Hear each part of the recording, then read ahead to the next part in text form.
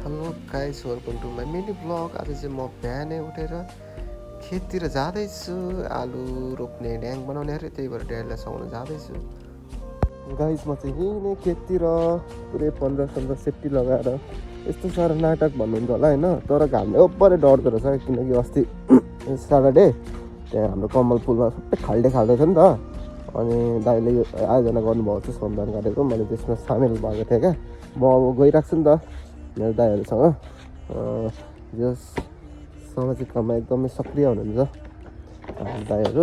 अनि यसो दाइहरूलाई सघाउनु, आफ्नो गाउँ आफूले बनाउने अभियान चलाउनु होइन।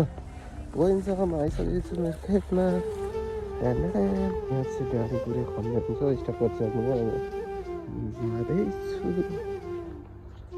यस्तो छ हाम्रो खेतको हालत।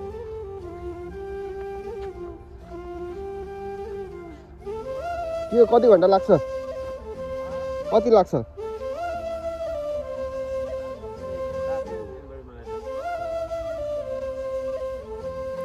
फाइनली मैले मेरो काम चाहिँ सकिसकेको छु। तपाईँहरू देख्न सक्नुहुनेछ भिडियोमा। यस्तो बवाल मजा आयो नि यो खन्नुको लागि होइन।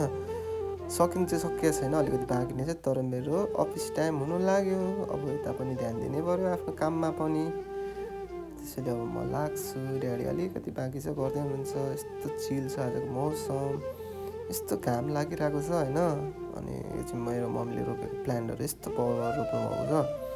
अब चाहिँ म जान्छु रुमतिर। अब लुगा फेर्छु, नुहाइधुवाइ गर्छु, अनि एकछिन रेस्ट गर्छु, अनि म लाग्छु आफ्नो कामतिर। आजको डे दामी हुनेवाला छ।